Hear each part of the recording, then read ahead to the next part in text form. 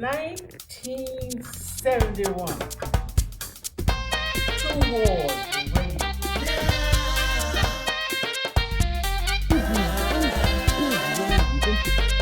Sunflowers. How did you get to the place where you felt that you could really draw something?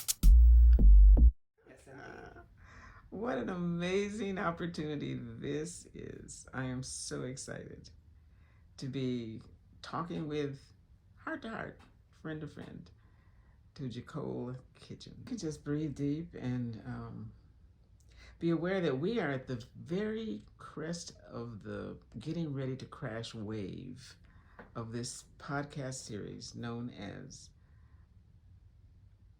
Extraordinary Deeds Done by Ordinary People. I'm not so sure how really descriptive that is because you are no ordinary person. But just to take a read of the landscape, people can tend to consider folks that are highly visible or making a lot of money or always in the press or such things as being the movers and the shakers, but that's not really true. I consider you to be a mover and a shaker, and not nearly enough people know about you yet. But I realize that that's coming. And it's coming because of your efforts. And so I'm going to let you talk a little bit about what it is that you do now that just gives your heart such great joy and flames your passion, because that's why we're talking today. It's because of your passion. So Jacole Kitchen, tell us a little bit about what it is that you're doing that's flaming your passion right now. It's a great question, what's flaming my passion right now. The thing that I love more than anything in the world is getting to be in a rehearsal room, directing a play, and bringing a writer's vision to life, bringing in the intention of the actors to life, seeing the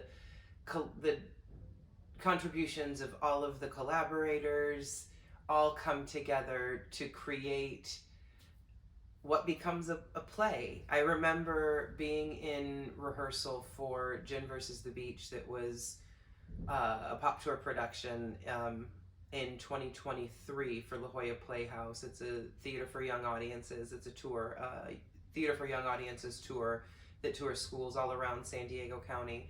And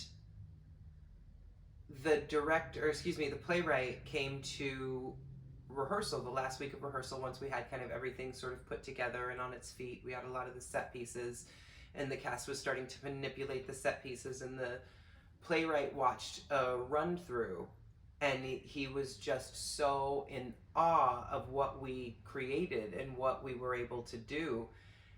And in my mind, I said, well, all we did, I mean, you wrote it. We just did what you wrote. And he goes, well, I didn't write that. I didn't write that. I didn't write that. Speaking of like what became of the set, speaking of what the actors were doing, the way that we were able to figure out the quick changes of characters. I mean, this was a play that had 4 actors, but I think 7 characters, if I'm not mistaken. And sometimes an actor playing multiple characters would have to change characters within the same scene. And so we had to figure out how to make that happen and creative ways to use the set pieces, and collaborating with our set designer and our costume designer, as well as the actors themselves, to figure out what was possible and what can we hide and what don't we need to hide. And so to me, that was just figuring out how to do what was on the page. But to the playwright, he's like, no, I wrote the words. You made it a play. And so that's one of my favorite things right With now. good reason, for heaven's sakes. That is actually adding the alchemist wand to the magic. I mean, you may have the words and you may have all of the components and even the people. Yeah. But if your passion for collaboration and encouraging people to do their very best with what's being offered, it doesn't mean a lot. Yeah. So that is why people are seeking you and calling you and having you to come hither and thither and yon to see what the new innovations are. Yeah. I always joke that I go into a rehearsal room with no ideas. Like I've read the play, but I have no ideas. I want to see what ideas everybody else brings to the table, and then I feel like my job is to sew together all of their ideas to make one complete whole. But I know a good play. I know it's a good play for me when I can read it and I can see it. Ah. In my mind, I can see the set, I can see the people, I can see the way that the people are moving within this world. If I have a hard time visualizing a play when I'm reading it, I would have a hard time bringing it to life and feeling like that's a good play for me to direct. That's one of the things that I always look for when I'm reading a play is, does this feel like something, can I see it? So it's no accident that you're sitting on a quilt. I see that it's important for you to be able to put the pieces together to have a visual impact and visual and kinesthetic impact. Yeah. And that you put that to such grand use. How do you, first of all, I see from your resume and your bio, and we're going to have people go to your website to look at all of that, but you have been a casting agent. You're still doing casting locally for the La Jolla Playhouse. Mm-hmm. You also do casting across the country if you're looking for role actors that require certain kinds of physical configurations like sumo did. Mm-hmm. And other things that you have casted. So what is the component for you that makes you see a particular actor for a specific role? I wish there was an easy answer to that question. And going through the casting process is always such an interesting adventure. Going through the casting process is always such an interesting adventure because it is the first time that you get to see these characters, that you get to see who they might be, you know, where you get to hear the tone of their voice, where you get to see how they move. It's the very first time these characters are in 3 dimensions. And so going to that, you do have a sort of a visual, a little bit of an idea as you're reading it, who these people are. But having actors, it breathes the life into the characters. And so you go through a process and you talk to the director. As a casting director, I talk to the director and the playwright about who are these people? What are the most important elements of this character? What are the most important characteristics, if you will? We ask for sort of prototypes, who, you know, not who is this based on, but if you could have the ideal cat, like, you know, give us celebrity prototypes. This is a, you know, a Denzel type. This is a whatever, you know, whatever actor would be the perfect actor to play this. You know, it's so-and-so 30 years ago is who we want for this. And so you just start to kind of put those ideas together. And then during the audition process, you just sort of see who kind of fits that mold the best, who wears that skin of the character the closest to the vision that the creative team has for it. And there are so many good actors, and one of my favorite things about going through the audition process is you have the, you know, the conversations and you go, well, that was a phenomenal actor. Oh my gosh, such a thoughtful read. I loved all of the choices that they made. They're just not this person. They're just not this character. They are a great actor, and everything that they did shows the skill and the talent that they have, just didn't feel like a fit for this character. So that's sometimes the wonderful and the tough side of this job, and especially from the actor's point of view, because they just want the job. Exactly. You know, Exactly. but one of the things that you find as you start going through this is you're not auditioning for any individual project. You're auditioning for every project that anybody who's in that room will ever do. Because that's an extremely important point for an actor to know. Oh, absolutely. Good. Yeah, because there are so many times, we were just going through a process we're in process and are going through processes for Playhouse productions, and it's wonderful to get, there's Delicia Turner Sonnenberg is a local director here and a phenomenal regional director, and she was just really excited to meet new local actors that she'd never met before, because she has been directing all across the country for so long that even though she was the artistic director of Moxie Theater a founding artistic director of Moxie Theater, she's been away from San Diego for a while, and the talent pool has changed and continued to grow.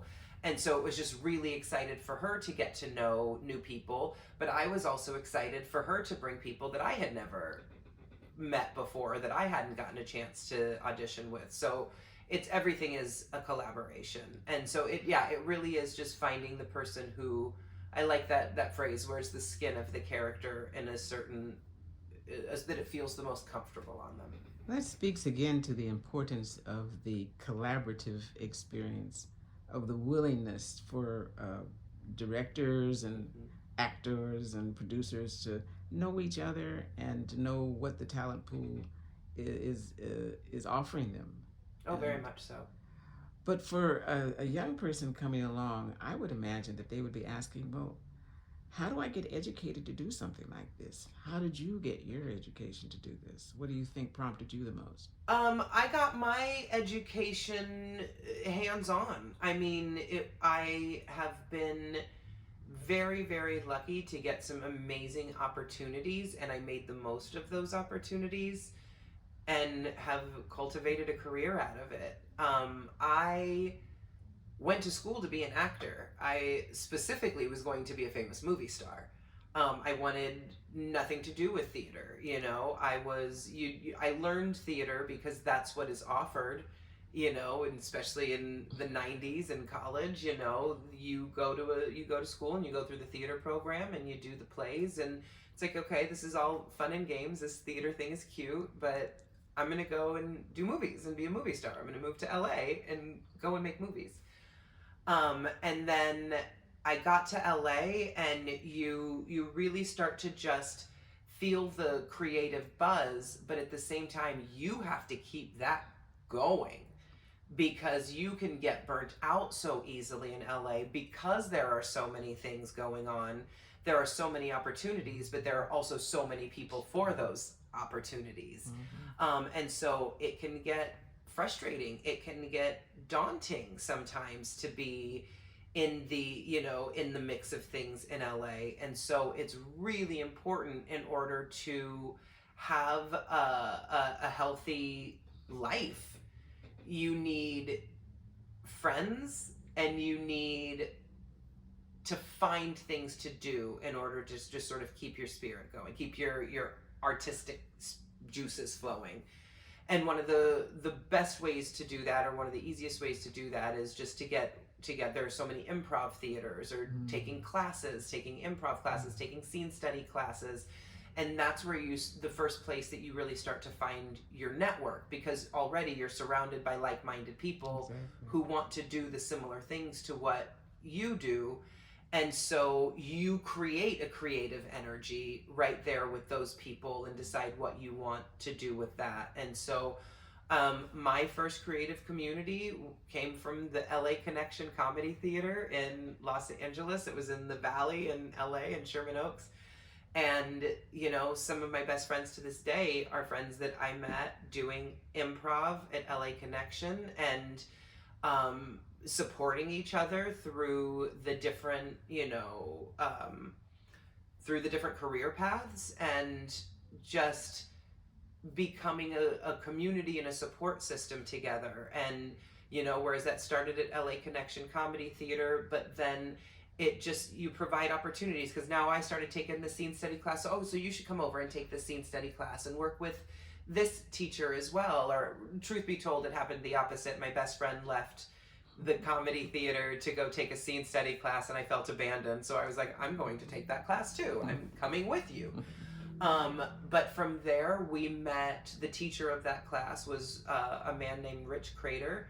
And Rich always had a dream to start a little storefront theater somewhere. And he wanted a resident improv company, and he wanted to teach improv classes. And his dream was to have a variety show. And he got his little storefront theater, and when that happened, he came to my best friend and I, who had been taking his class, and he knew we started out doing improv together, and he asked if we would be the teachers of an improv class, and if we would start, be the leaders of the resident improv troupe. And we called ourselves Improv International, and we were very far from international, but it sounded really cute, and we had little t-shirts.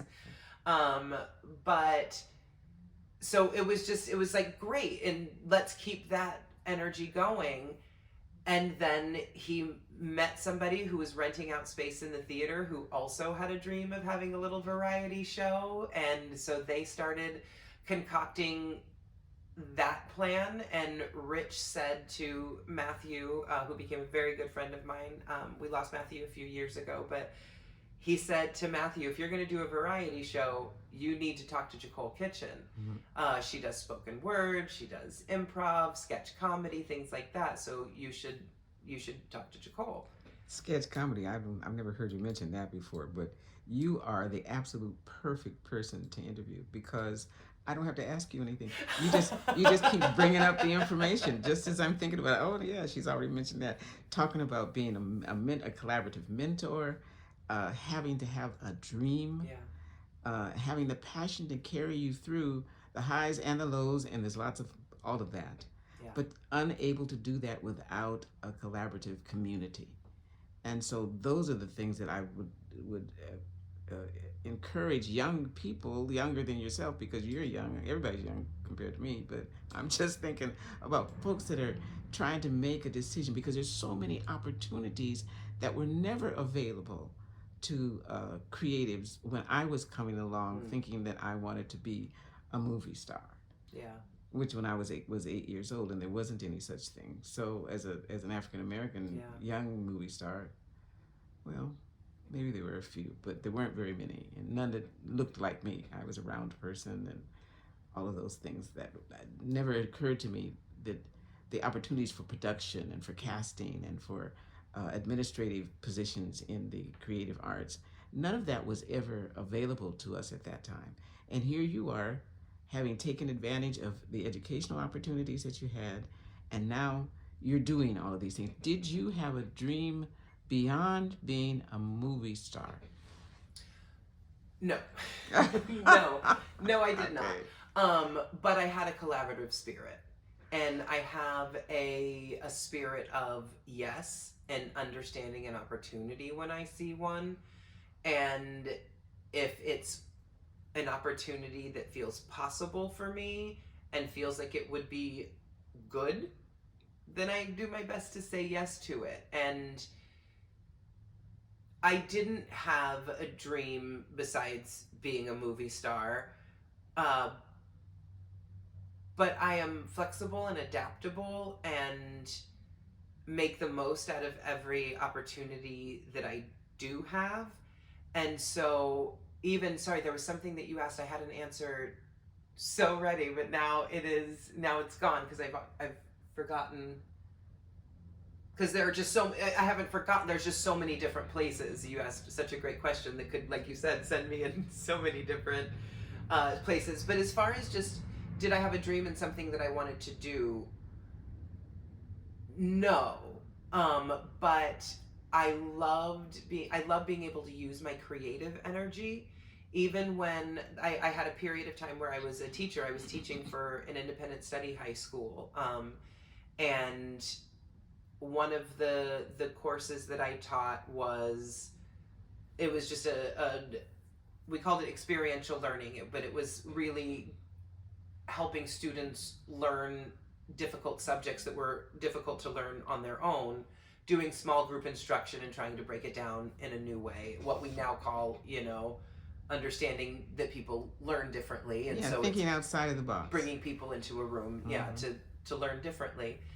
And I just remember I created a little poster to get people interested in this class, or to get people to sign up for it. And I had a little picture of Eminem on it. And I was like, Eminem the rapper, I was like, Eminem might not have graduated from high school. I mean, Eminem didn't graduate from high school, but he might have if he would have taken experiential algebra, And so even when I was in a not creative job or career path, I was always trying to find ways to bring creativity into it and to bring fun into it. And so when I was able to find my way into the creative arts, my first job was, my first professional job in the industry was being an assistant to 2 talent agents who represented theater actors. And when that opportunity arose, again, it was the gentleman who produced the variety show, it all comes back. The guy who produced the variety show at that little storefront theater, he happened to have a friend who was an agent, and she was looking for an agent's assistant. And the way that I had been showing up and just helping out with the show and just doing what's needed and giving my opinion when it was warranted, and he, just sort of liked the way I operated, he asked if that was an opportunity that I would be interested in. And I said yes, and I interviewed for it, and I ended up being an assistant to 2 agents, and I took a pay cut from teaching to be able to do it, but it felt very much in line with where I wanted to go. And I remember sitting, my first couple of weeks there, and I just remember sitting and going, I wonder why I'm here. I wonder what this is supposed to lead to. And in my mind, and even when the woman was interviewing me, she said, "Do you want to be a talent agent?" And I was like, "No, I don't think so. I don't think being an agent is something that I want to do. But I'm really interested in the opportunity and getting to learn more about what an agent does and getting to understand the industry from this standpoint." I'm surprised that she gave me a second interview, but she did, because she said she knew. She said in her mind, going through that interview process, she had a little bit of insight that one of the agents was going to be leaving within a short period of time. And she said, I was the only person that was in that interview pool that she knew would be able to rise up, even though I was like the one that was like, nope, I don't want it. But you're absolutely resting on the point that was coming up in my mind. That's why it's so great interviewing you. And that is what role instinct plays in all of the things that you're talking about, from the perspective of the person who was interviewing you when you said, no, I don't want the job, but where does instinct come into all of this? I think instinct is so much of it. I think there really is that trust your gut. That's a saying for a reason, because your instincts know when something is good for you and when it's not. And, I tease people who are very logical, and I was like, don't use logic on me. Logic doesn't work on me. And there is a little bit of truth in that, because both when I was leaving teaching to become an agent and when I was leaving the agency to come here to San Diego to work in a theater, I took massive pay cuts and went into something brand new that I really didn't know how to do, but I was confident and I had a skill set that matched what they needed. My talents matched what they needed, so it was occasions that I felt like I could rise to, or really just excel at. And I remember when San Diego rep offered me the job. I was actually on vacation with my best friend in Big Bear, and I went in my car and I I cried because I didn't think I was going to be able to take it. Because when I got the financial offer and knowing what an expensive city San Diego is, and just knowing how far off that was, it was essentially cutting my salary by a third. Wow. And I didn't think I would be able to do it. But I have an amazing support system, and my dad and my stepmom were here in San Diego, and I think that my stepmom cried a little bit when she heard what the financial offer was too. And she said, how will she be able to live? She'll not be able to live. But they offered me a place to live while I learned the neighborhoods and while I learned what I could afford and what I couldn't in San Diego, and gave me a soft place to land while I learned the job and made friends. And so my support system took me everywhere, but I was able to follow my instincts, because even though there was the logical part of me that was crying and going, you can't do that, the instinct and the gut part of me and my heart was saying, you can't not do that. Yeah, that part. I remember my first day living in LA. I was 22 years old. I graduated from college and went to live in Las Vegas. Again, my mom, right after college, my mom was still living in Vegas, and she gave me a place to land, and she said, you know, you can come and stay here for a year while you're earning money to figure out moving to LA. And I asked her, I said, can I have 2 weeks? I just graduated from college. Can I have 2 weeks just to be a bum before I start looking for a job? And she said, of course you can, absolutely. Within 5 days, I was working at the Olive Garden up the street, and just making money. And why did I start telling this story? So I made money for a year. I said I need $3,000 to $5,000 in the bank to be able to move to LA on my own and feel comfortable doing it on my own. And I won't go into that full story, but I made it. When I had $4,000 banked, I was like, all right, it's time. And it was a little bit longer road than what I'm making it out to be here. But I remember my first night in my apartment in LA. I was in this crappy apartment in Panorama City.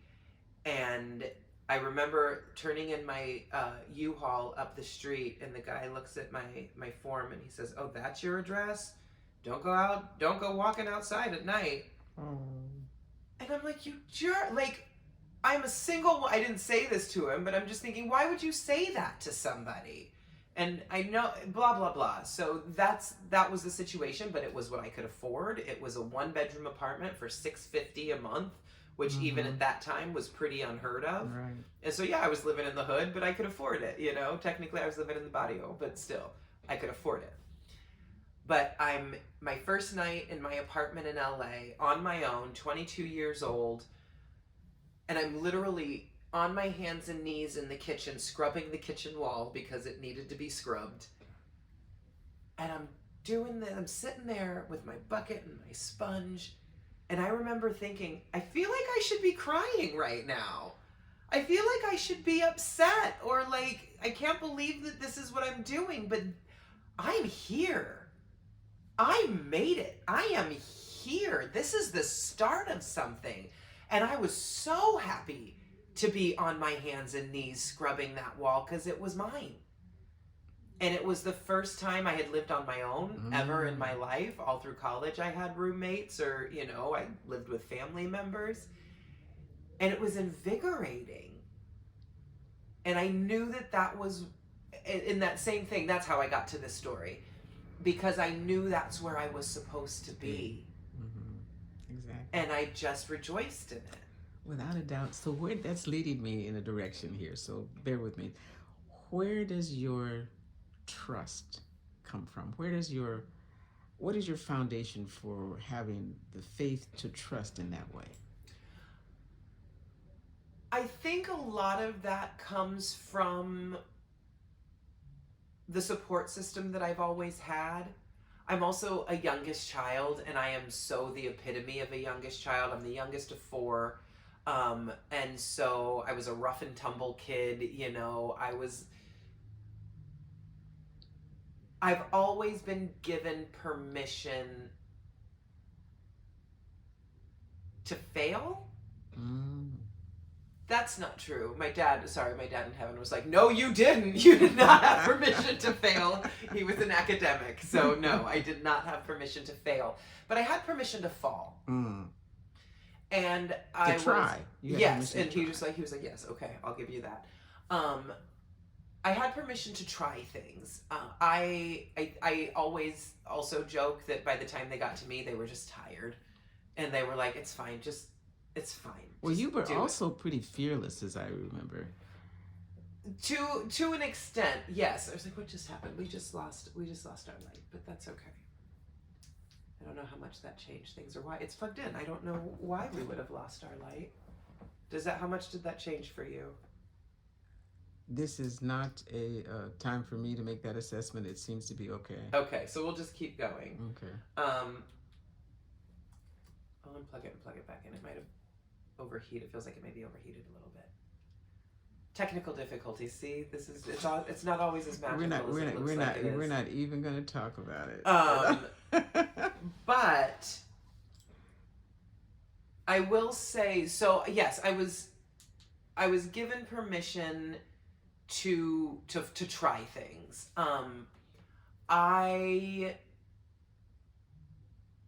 We all were to an extent, but I was raised Catholic, but my dad was Second Baptist, and so on Father's Day and certain Sundays would go to church with him, and so I got exposure to that. And then when I was in the 8th grade, my brother and sister converted to Islam, and so I would go, and so already that was a little bit of freedom of religion that was expressed to us in our family, and then we got to kind of just sort of figure it out on our own.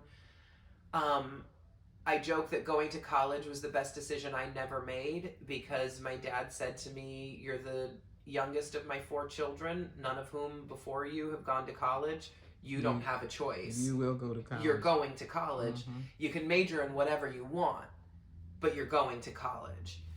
And so I said, fine, I'm going to major in theater. I'm going to be a famous actor. And he's like, great, that's fine. You can always teach. You'll have a degree. And Yes, it's not that he indeed. didn't have faith in my dream, but he knew I had a safety net if I needed it. And not only that, he himself was an educator. Oh, yeah. He had a broader view. Absolutely. Let me just ask this question, because I'm wondering how much you feel this participated in you having this level of faith. And that is the fact that you came from a biracial family. Yes, I did. Okay, just checking, but Okay. we're good. I will say, I don't know how much editing we're able to do. This camera's battery is going to be low, so we might need to wrap up in the next maybe 10 minutes or so. Okay. That's Okay. fine. That's what I just wanted to double check is what was happening on camera too. Thank you. I think that probably did have a lot to do with who and how I am. As I'm saying that, I'm going, yeah, but me and my siblings are all very different. And we were all raised in the same household. My brother would say, he's 5 years older than I am, and he would say I was raised by very different parents than he was. The parents I was raised gave a lot more leniency than the parents he was raised by, he would say. But, because there was that sort of love who you love,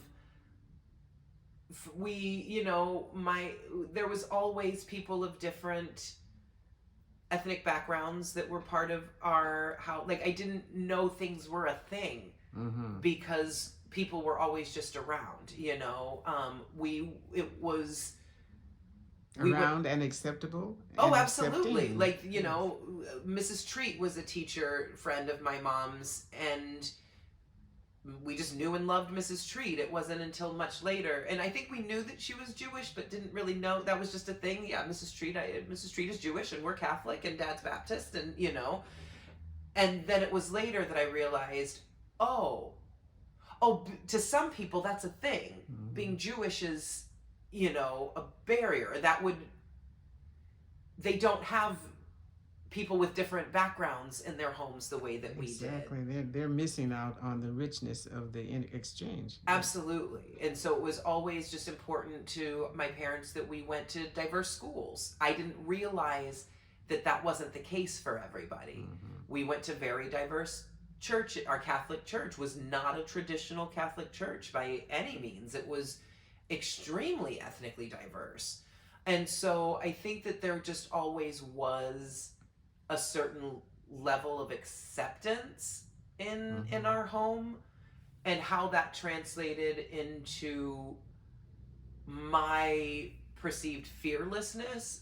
But I think that it did contribute to me just sort of accepting people as they are, and welcoming that into my life, and giving benefit of the doubt, and being discerning but welcoming, you know. Well, I can certainly attest to that, just based upon the fact that I'm a much older than you, African American female, and that you have been so welcoming to me in the creative arena, which I find to be not usual and very, very refreshing. But I'm not exactly sure how you came to that. What's your basic foundational understanding of ageism? Oh, that's a great question. I think there's no such thing in the creative space. To me, I think that what excited me about meeting you is you live your creative energy, and you wanted to know how to better hone that. You had creative ideas that you were bringing to the table, and so many things that you had already done, and you were just looking for somebody to help frame that for you, and to maybe help give directives on ways on what to do with that. How can you do, because you are such a creative person that you had all of these thoughts and ideas and things that you wanted to do, but it's one of those, now what do I do with all of this? And so I think for me, it's exciting to be able to, the words I want to say, give somebody a vehicle, but I didn't even give you a vehicle. I just helped you figure out what to do with these creative ideas, or giving you little ideas of